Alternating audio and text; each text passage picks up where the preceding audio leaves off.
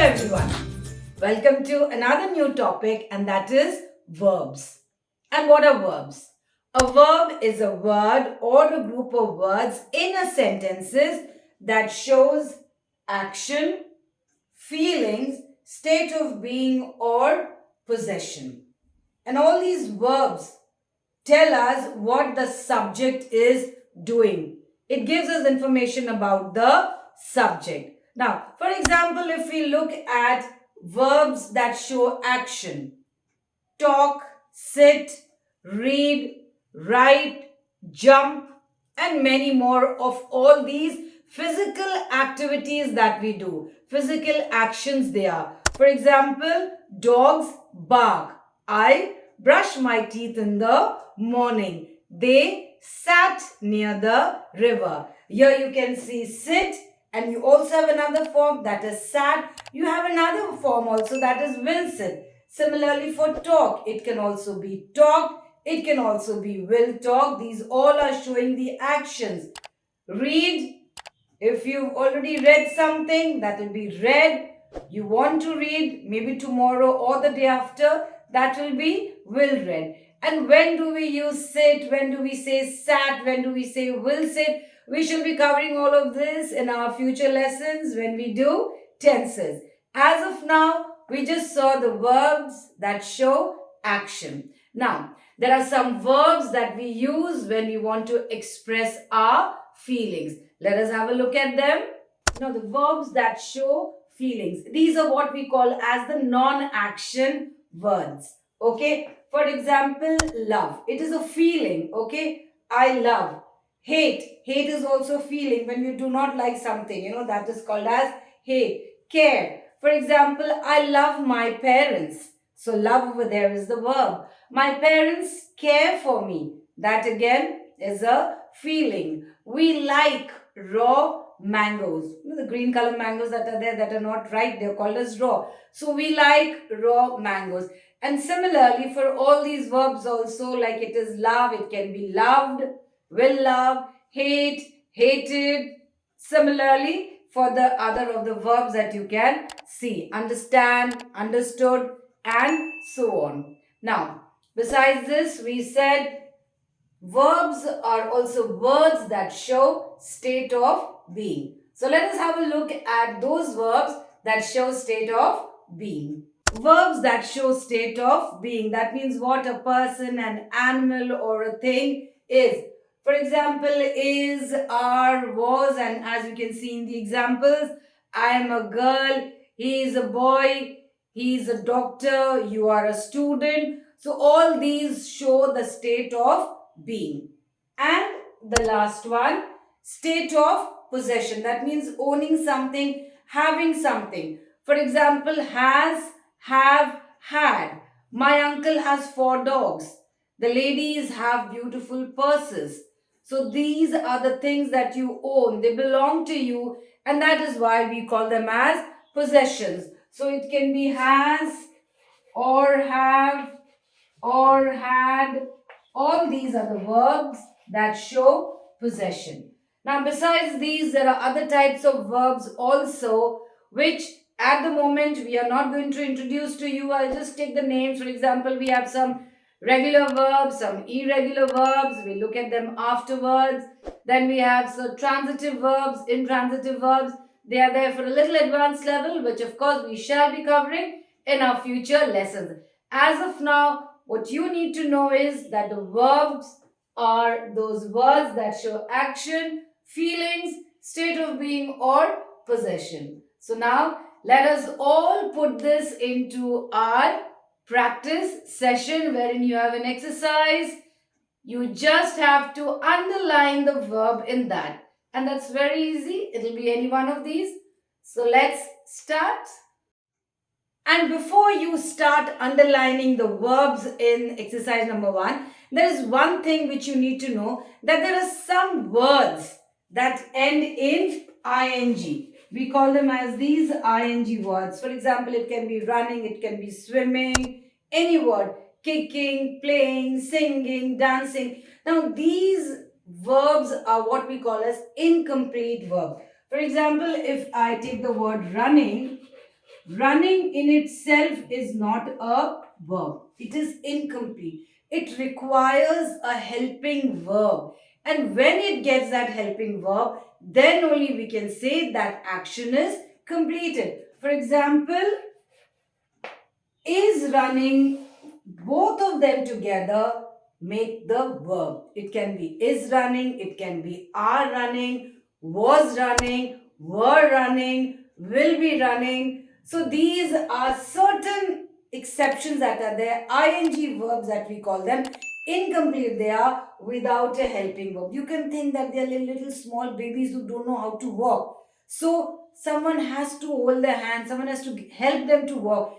These ing verbs are those little babies and you need to help them, and who's going to help them? Is, are, was, were, will be. So wherever if you have to underline and before that you see these helping words, if it is an ing, is there before it, are is there before it, was, were, will be, both of them together will make up the verb. And this is when many a times the mistake is made, where sometimes people usually say running, singing, playing, jumping, eating. They are not verbs, they are not complete verbs. Please put this in your mind, fix it in your head that if it is there as a part of the sentence, then it requires a helping verb. Yes, again, exceptions, like you always say, there are lots of exceptions in English language. Sometimes it comes in the beginning of the sentence, then it will not require a helping verb. That again is a new topic, which again we will be definitely covering in the future. But for now, before you do exercise, and if you get an ing verb somewhere, then remember the helping verb that is there, that will help it to complete the verb. So yes, now you can start underlining the verbs.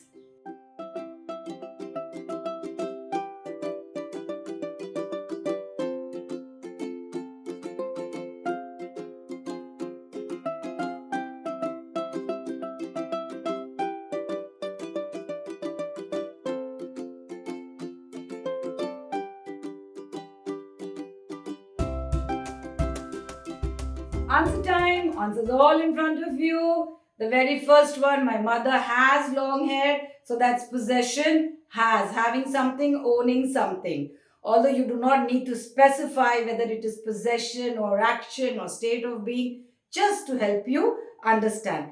Kicked, action over there. Mangoes are sweet, are shut. It shows again some action. Lives, is chasing. This is what we just discussed. That ing word requires a helping verb. So I hope you have not left out the is, because if you leave out the is, then over there the chasing part will be incomplete. So the verb over there is chasing. Wrote, very simple, again action. Similarly, the last one, the washermen are washing the clothes. So the helping verb are and the ing verb washing, both of them together, I hope you've underlined as the verb, because both of them are washing is the verb. One more sentence before we wind up, and that's very easy. It is fill in the blanks. You already have the hint verbs given to you. You have to choose which one is the most suitable for a blank. So let's again look at them and come on, just jot down your answers.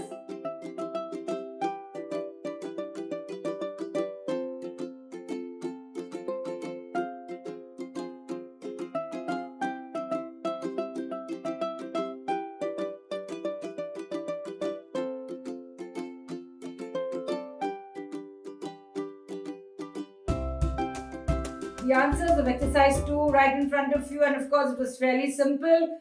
All answers given to you except answer number 8, because it was already mentioned. You have to type your answers in the comment box. So there in front of you, sang, am, found, played, treated, one, looks, and my pan dash, many pockets. Type your answer in the comment box. So that was all for verbs today. And this was our last topic for the year 2023. We will meet again in 2024 with many new topics to explore. This year with you was really wonderful. And since we are going to begin the new year in maybe 2 or 3 days, we need to have new beginnings. For new beginnings, we need to think. We need to make resolutions. And what is a resolution? A resolution is a promise that you make to yourself that this is what I want to do. This is what I am going to do. Your self promise. So, and it is a trend sort of that every year when the new year begins, we think, what is going to be my new year resolution for 2024? Now, 2024 consists of 12 months, and maybe you might want to do many things. You'll make many resolutions. I want to do this, I want to do this, I want. Wanting to do something is different, but working towards this, that should be your resolution. So, why don't you just break up your resolution month wise? In January, I promise myself that I'm going to do this. It can be a simple thing that I promise myself. My resolution for January 2024 is going to be less of mobile time, less of playing whatever you'll play, your video games or something. Or whether you are a student of class 3, 2, 4, 5, 10, 12, Feb, March, everywhere, all over India, they are the time of the annual examinations. So maybe your New Year resolution for 2024 could be that yes, definitely I'm going to improve my grades. I'm going to improve my position. I'll stand first, I'll stand second, or whatever it is. But you need to write it down. Because when you write it down, the promise that you make to yourself, the resolution that you're making, that becomes final. That means that you are serious. So, can you do that? Of course, you can. You just need to think that, yes, what is it that I want to do? And just jot it down. So, we'll meet again in 2024. New beginnings, everything new, new positive vibes for all of us. So, I wish all of you a very, very happy 2024. Till then, bye bye and take care.